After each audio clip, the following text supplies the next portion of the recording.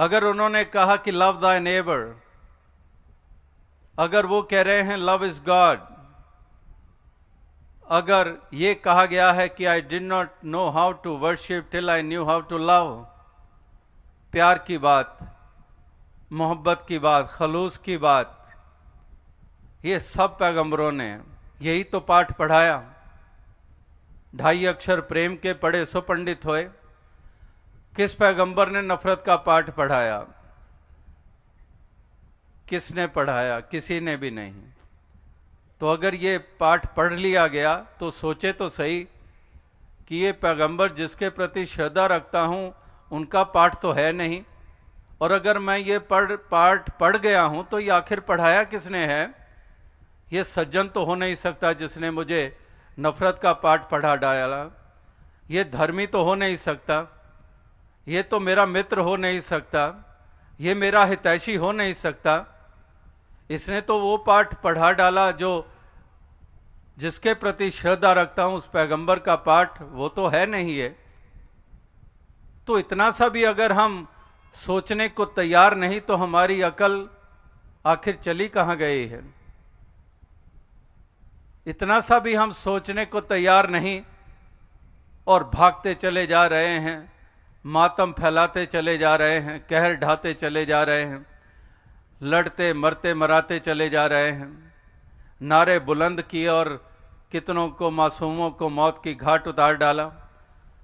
2 महीने का बच्चा माँ गोद में उठाई है, कोई दर्द नहीं, दोनों को जला डाला, भून डाला। क्या यही पैगंबरों का पढ़ाया पाठ? वहाँ तो 2.5 अक्षर प्रेम के पढ़े सो पंडित होए, कि पोथी पढ़ पढ़ जग मुआ पंडित भया ना कोय।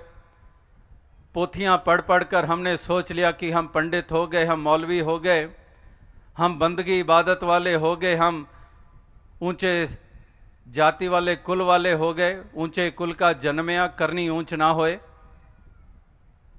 ये ऊंचाइयां काहे की हैं? ये कौन सी हैं?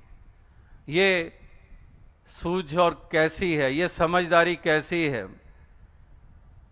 तो यहां पर यही कबीर जी कहते हैं कि पोथी पढ़ पढ़ जगमुआ पंडित भया ना कोई। पोथियां पढ़ पढ़ के हार गए लेकिन पंडित ना बन पाए।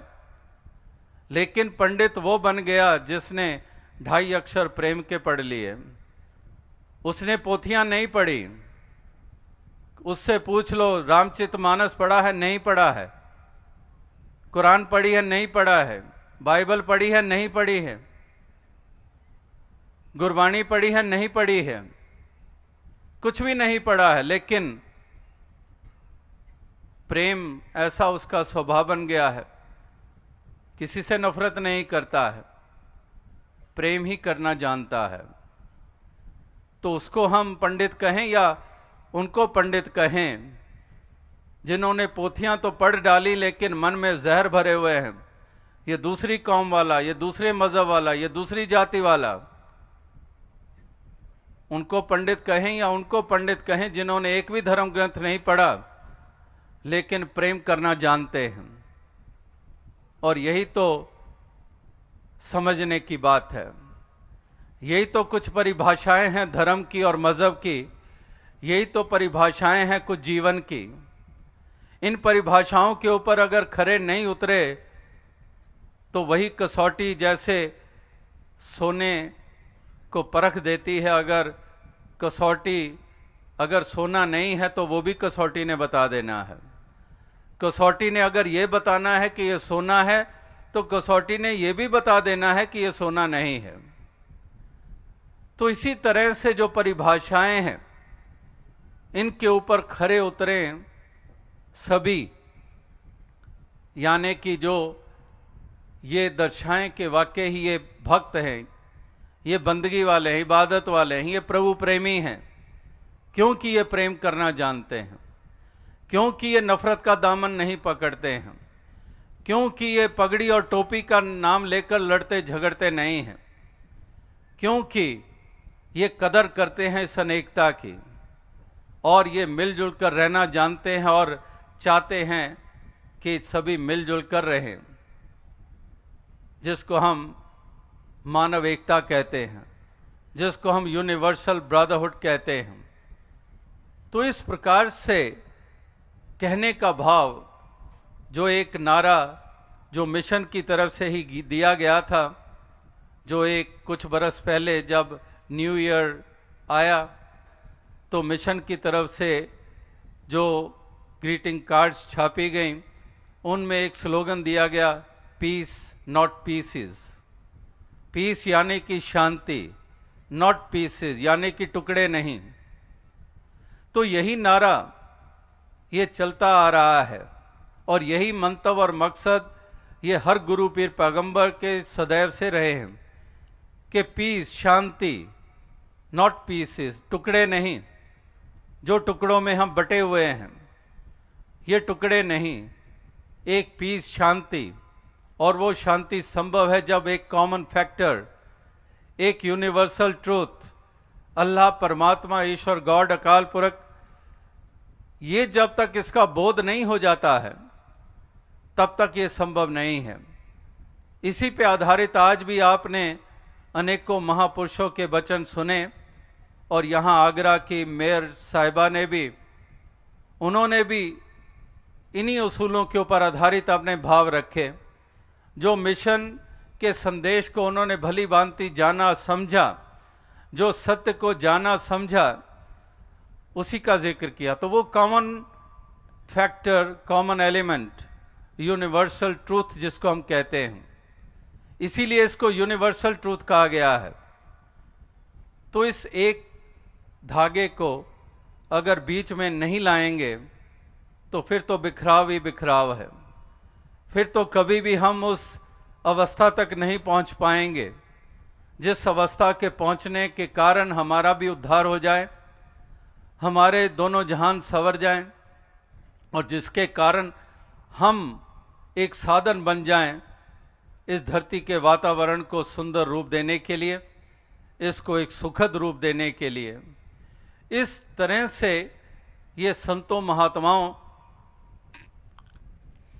की भावनाएं ये हमेशा से इसी के ऊपर आधारित रही हैं और इसी का ही प्रचार प्रसार करने वाले ही सच्चे मायने में वो हमारे परम हितैषी होते हैं, जो इस तरफ हमें अग्रसर करते हैं और जो हमारी भेद वाली दृष्टि बनाने में को और मजबूती देते हैं।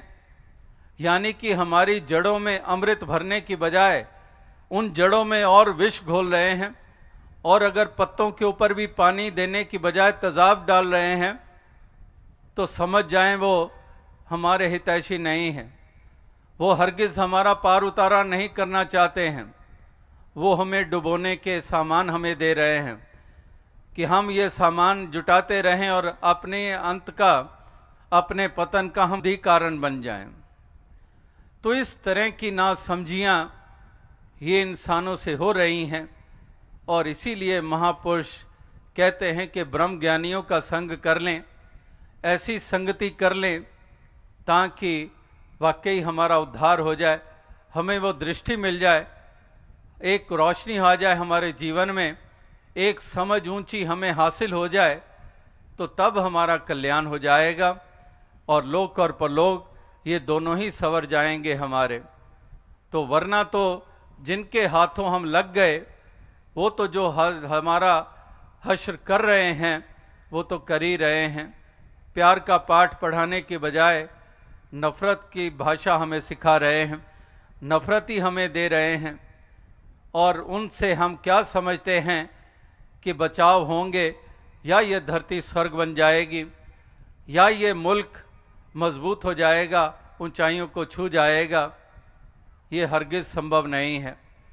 ये तो वही बात जो शायर का शेर वो भी कई दफ़ा दास ने दोहराया कि अहले दानिश को इसी बात की हैरानी है कि शहर कागज़ का शोलों की निगहबानी है।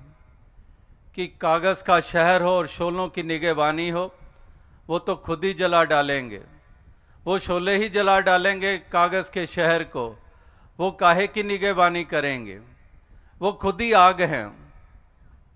तो अहले दानिश को, जो दानिशमंद होते हैं, जो सज्जन होते हैं, जो सूझवान होते हैं, वो ऐसी दशा को देखकर पीड़ा होती है उनके मन में कि आखिर ये धर्म और मज़हब वाले ये खुद शोले बने हुए हैं, तो ये तो खुद जलाने का काम करेंगे, ये काहे की निगहबानी करेंगे। चोर और कुत्ता मिल गए तो पहरा किसका होया। तो कहने का भाव यही है कि इस प्रकार से ये बात समझने वाली है। इसलिए कहा है कि धर्म ग्रंथों को पढ़ें तो आंखें खोलकर पढ़ें, अपने दिमाग को खोलकर पढ़ें, आंखें मूंद करना चलते चले जाएं, एक भाव में ऐसे ही ना बहते चले जाएं। अवश्य ये मालिक ने हमें सोचने समझने की ताकत दी है, जो अन्य योनियों को नहीं दी है। अन्य योनियों में कुछ मात्रा तक मालिक ने दी है, कुछ एक ऐसा एक दायरा है, उसी के अंतर्गत जितनी कि इंसानों को दी है उतनी नहीं दी है।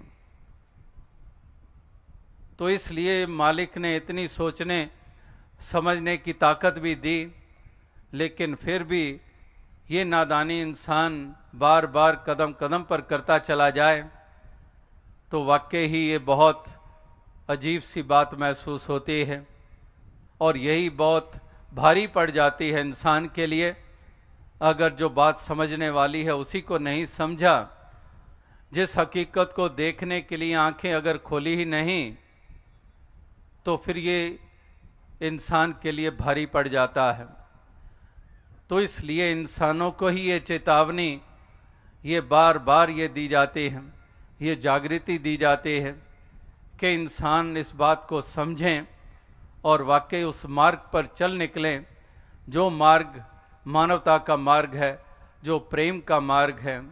तो यही प्यार, यही प्रेम का जिक्र केवल कोई लैला मजनू या हीर रांझा की बात नहीं, ये केवल ताजमहल के बनने के पीछे वो प्यार की बात नहीं। ये प्यार मानव का मानव के प्रति, ये प्रेम हर किसी के प्रति, एक ये प्यार हर हृदय में घर कर जाए, ये प्रेम रोम रोम में रच जाए। प्रेम प्याला जो पिए शीस दक्षिणा दे, लोभी शीस ना दे सके नाम प्रेम का ले। ये प्रेम ऐसी धारा कि प्रेम प्रेम हर कोई कहे, प्रेम न जाने कोय, आठ पहर बहता रहे प्रेम कहाए सोए। तो इस प्रकार से प्रेम की गंगा बहाते चलो, ये बचपन से हम सुनते आ रहे हैं कि प्रेम की गंगा बहानी है। प्रेम में ही अपने रोम रोम को हमने रचा लेना है, रंगा लेना है। इस प्रकार से हम प्रेम में हो जाएं। अगर मालिक की अंश हैं तो अगर ये मालिक को ही हम प्रेम में कह रहे हैं कि love is God, if we are saying love is God, means that God is full of love, God permeates love, God is the source of love, God is the entity which we by other name which mention it as love, and we being the soul from that very over soul which is love, then why don't we make our entity as such that is love? Why don't we be recognized as love? तो इस प्रकार से अगर परमात्मा प्रेम का स्वरूप है तो उसकी अंश क्यों ना प्रेम का स्वरूप बने।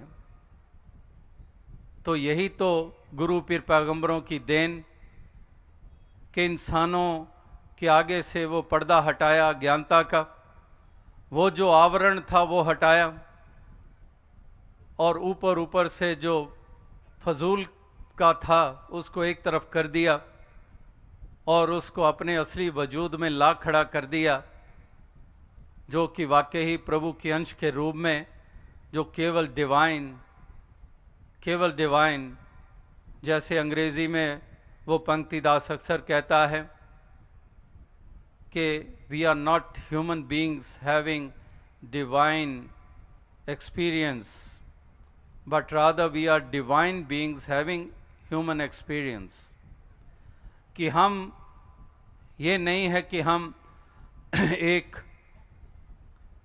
इंसान हैं जो वो कुछ लोग ऐसे जो डिवाइन एक्सपीरियंस ले रहे हैं, rather we are basically divine beings, क्योंकि ये डिविनिटी, ये परमात्मा, ये ओवर सोल की अंश है, हम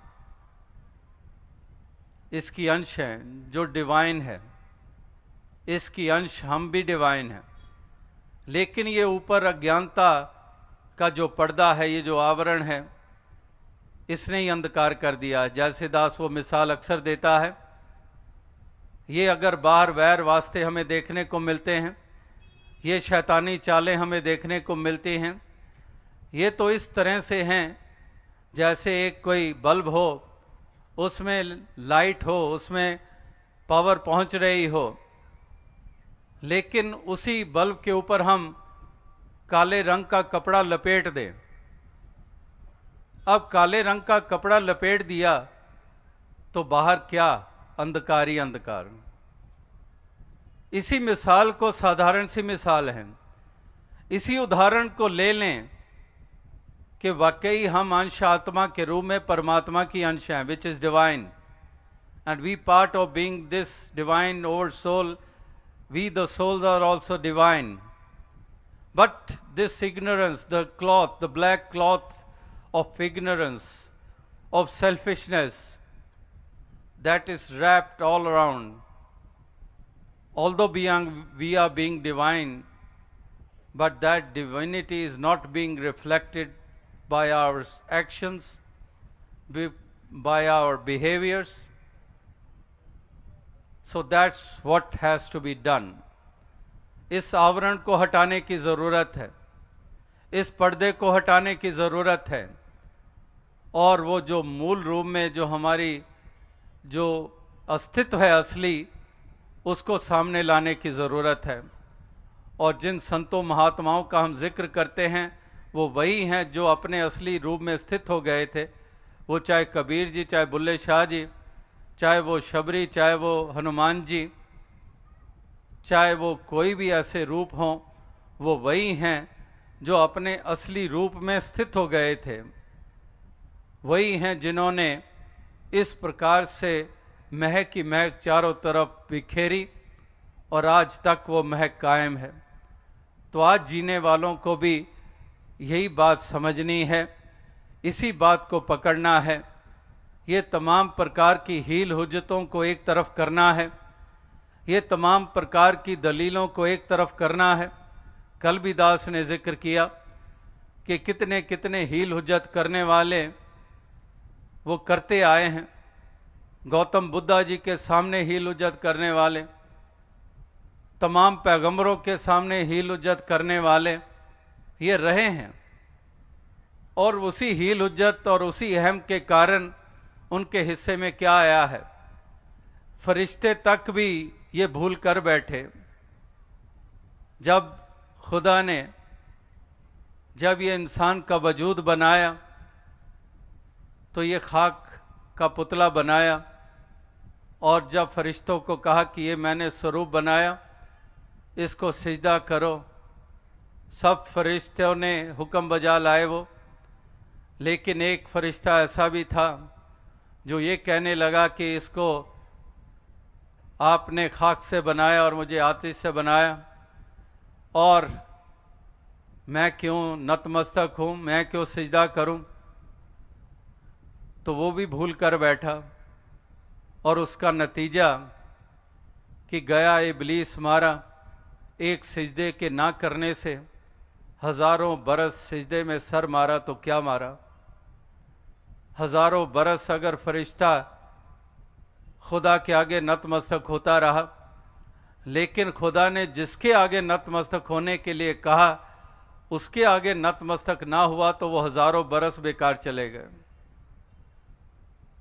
तो ये हील हुज्जतें ये पैगंबरों के साथ और यहाँ फरिश्ते खुदा के साथ भी कर सकते हैं। ये कितनी बड़ी भूल है। ये बार बार महापुरुष अनेकों ढंगों से ये समझाते हैं। तो इस प्रकार से ये दलीलें और ये हुज्जतें ये इंसान को ये भी कारण बन जाते हैं। इंसान पिछड़ जाता है, इंसान रह जाता है, तो कोई ना रह जाए, सबका पार उतारा हो जाए। यही महापुरुष संत जन ये सदैव से ये जतन करते आए हैं, ये प्रयास करते आए हैं, ताकि हर इंसान इस बात को समझ जाए और ये उभर जाए उस अवस्था से जो अवस्था एक डुबोने का कारण बनती है। ये उस अवस्था में आ जाए जो कि एक पार उतरने की वाली अवस्था है, जो यहाँ पर भी बड़ाई मिले और दरगे में भी मोक्ष द्वार प्राप्त हो जाए। तो ये एक संतों महात्माओं के एक मंतव्य रहे हैं, ये मकसद रहे हैं। और ये उत्तर प्रदेश का प्रांतीय संत समागम जो कि यहाँ आगरा में जिसका आयोजन हुआ है, जो कि उत्तर प्रदेश और उत्तराखंड का एक मिला जुला रूप, जैसे कि अभी 2 दिनों के बाद समस्तीपुर में जो समागम वो भी बिहार और झारखंड का मिला जुला रूप, तो इसी तरह से ये भी इसी मकसद के साथ ये समागम का आयोजन इस आगरा नगर में हुआ है। और इस समागम का सुंदर रूप बना, जिसमें अनेकों प्रकार की सहयोग मिले, जो प्रशासन का भी जिक्र हुआ और भी शहर के अनेकों सज्जनों ने जो शुद्ध भावनाओं के साथ युक्त होकर योगदान दिए।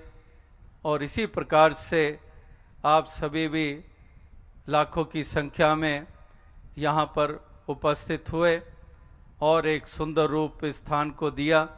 वो सुंदर रूप कोई केवल ये शामियाना और जो लाइटों की लड़ियों के कारण नहीं कहा जा रहा, ये सुंदर रूप जो कहा जा रहा है वो है भावनाओं का सुंदर रूप, वो है प्रेम के कारण, जो श्रद्धा और भक्ति के कारण, यही तो असली सुंदरता है।